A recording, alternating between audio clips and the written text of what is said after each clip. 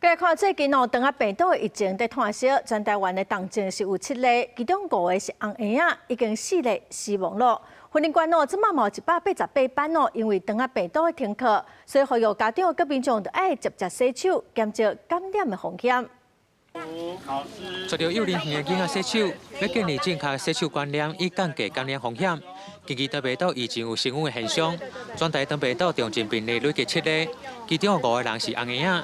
虽然目前云林县还未传出重症病例，但今年已经有188班的班级，因为长病毒全停课7天。云林县目前为止肠病毒通报的重症是0例哈。那不过虽然是0例哈，那我们停课的班数哈也达到188班哈。卫生局就讲，长病毒不只是囡仔才会感染，其实大人嘛会，只是症状无遐尔明显。呼吁大人嘛要共同防范，避免将病毒再转去厝传染给囡仔。另外，一对北港镇去年有发现埃及斑纹的水厝，今年经检测嘛是持续有发现，会加强清消，防止天高热。民众还是要主动积极来做一个病媒滋生源的一个清除。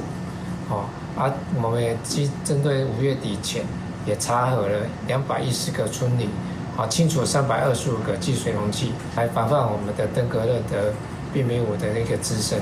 温管局表示，为了防止天高热，会来稽查加护积水的容器顶滋生来源，针对被查到的滋生处，开立改善通知书。